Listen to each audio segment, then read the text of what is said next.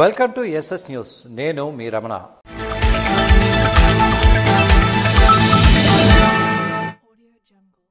మీరు సంతాన భాగ్యం కోసం ఎదురు చూస్తున్నారా? అయితే ఒక్కసారి ఆ క్షేత్రాన్ని దర్శించండి.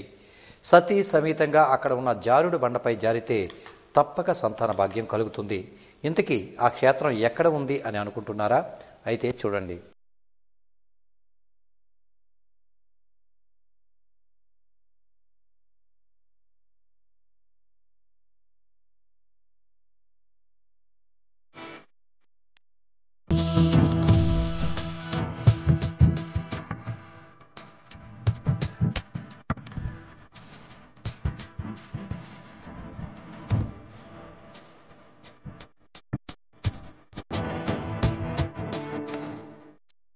పలాస కాశీబుగ్గ మున్సిపాలిటీ పరిధిలో ఉన్న ఉదయపురం వీధి చివరలో ఉన్న ఈ నీలకంఠేశ్వర స్వామి ఆలయానికి కొన్ని దశాబ్దాల చరిత్ర ఉంది.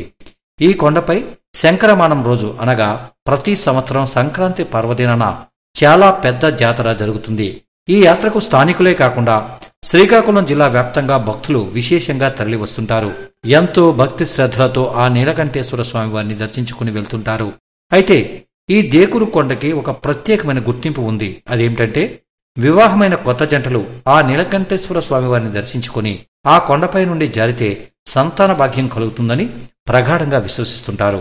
మకర సంక్రాంతి ప్రతి ఏడాది మన దేకురు కొండపైన మహోన్నతమైన యాత్ర స్వర్గ యాత్ర జరుగుతున్నది. అయితే ఈ యాత్రలోన పాల్గొన్న వాళ్ళు అందరూ ఎంతో చక్కగా సంతానం లేని వారు గాని లేదా కళ్యాణం కాని వారు గాని ఎవరు గాని వచ్చినా ఈ కొండ మీద ఈ సంక్రాంతి రోజున వచ్చి ఆ నీలకంఠేశ్వర స్వామిని దర్శించుకుంటే కళ్యాణం జరుగుతుందని, అలాగే సంతానం కలుగుతుందని కూడా మాకు ప్రగాఢ విశ్వాసం.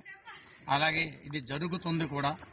మాకు ఈ దేకురు కొండపై తూర్పు భాగంలో ఉన్న పక్కన జారుడు బల్ల ఉంది. ఆ జారుడు బల్ల మీద జారినట్లయితే సంతానం కాని స్త్రీలు కానీ ఆ జారుడు బల్ల మీద ఆ నీలకంఠేశ్వర మనసారా ధ్యానించుకుని జారినట్లయితే సంతానం కలుగుతున్నదని మాకు ప్రగాఢంగా మాకు నమ్మకం చాలా. ఇందుకోసం చాలా మంది కొత్తగా వివాహం జరుపుకున్న వారు ఆ నీలకంఠేశ్వర స్వామిని దర్శించుకుని అనంతరం ఇక్కడ ఉన్న జారుడు బండపై జారుతుంటారు. ఈ కొండపై ఉన్న నీలకంఠేశ్వర స్వామి ఆలయ ప్రాంగణంలోనే త్రినాథ స్వామి ఆలయం, సంతోషమాత ఆలయాలు ఉన్నాయి. అలాగే ఇక్కడ ఉన్న భీముని పాదం, గోమాత యొక్క పాదముద్రలు కూడా ఎంతో విశిష్టతను సంతరించుకున్నాయి. ఈ త్రినాథస్వామి ఆలయంలో ఒక చిన్న మర్రి చెట్టు చాలా ప్రత్యేక ఆకర్షణగా నిలుస్తుంది. ఎందుకంటే కొన్ని సంవత్సరాలుగా ఆ మర్రి చెట్టు పెరగకుండా అదే సైజులో ఉండడంతో ఇక్కడ భక్తులు అదంతా ఆ దేవుని మహిమగా భావిస్తుంటారు. నా పేరు విజయానంద్ పండిట్, పలాస హట్కో కాలనీ, శ్రీకాకుళం జిల్లా. ప్రతి ఏడాది భోగి, సంక్రాంతి, కనుమ ఈ 3 రోజులు మా ఊర్లో చాలా చక్కనైన పండుగ జరుపుతారు. కొన్ని వేల మంది వచ్చి ఈ దేకురు కొండపైకి వెళ్లి ఆ శివాలయం దర్శనం చేసుకుని ఈ జారుడు బల్లపైన జారడం జరుగుతుంది. ఈ జారుడు బల్లకి కూడా ఒక ప్రత్యేకత ఉంది. చాలా మంది కూడాను కొత్త దంపతులు అలాగే వచ్చి ఇక్కడ జారడం వల్ల, అలాగే సంతానం లేని వారికి ఈ దేకురు కొండపైన కొత్త దంపతులు జారడం వల్ల సంతానం కలుగుతుందని ఒక చిన్న నమ్మకము. అందుకు తండోపతండాలుగా చుట్టుప్రక్కల వారు చాలా మంది వచ్చి ఇక్కడ ఆనందాన్ని గడుపుతూ ఉంటారు. ఎన్నో విశిష్టతలు ఉన్న ఈ ఆలయాన్ని మీరు ఒక్కసారి దర్శించుకుని ఆ నీలకంఠేశ్వర స్వామివారి కరుణా కటాక్ష వీక్షణాలు పొందండి. ఈ సంక్రాంతి అందరి కుటుంబాల్లో భోగభాగ్యాలు వెల్లివెరిసేలా ఉండాలని శ్రీకాకుళం జిల్లా జనసేన పార్టీ కార్యదర్శి, WAM శ్రీకాకుళం జిల్లా అధ్యక్షులు, శ్రీకాకుళం జిల్లా రణస్థలం మండలం పైడి భీమవరం పంచాయతీ సరగడపేట గ్రామంలో సంక్రాంతి సంబరాల్లో భాగంగా ముగ్గుల పోటీలను నిర్వహించారు. ఇందులో గెలుపొందిన వారికి ప్రథమ, ద్వితీయ, తృతీయ బహుమతులను శ్రీకాకుళం జిల్లా జనసేన పార్టీ కార్యదర్శి, WAM శ్రీకాకుళం జిల్లా అధ్యక్షులు వడ్డాది శ్రీనివాసరావు అందజేశారు.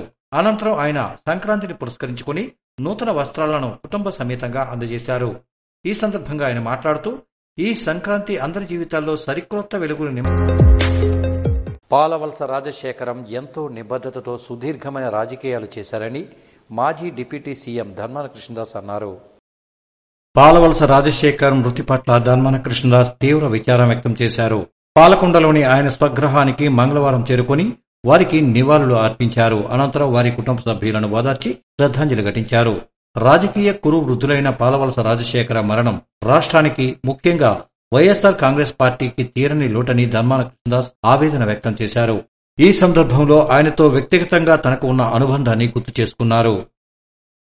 కామ్రేడ్ మార్పు పద్మనాభం తాత సేవలు మరువలేనివని చాపర వేణుగోపాల్ అన్నారు.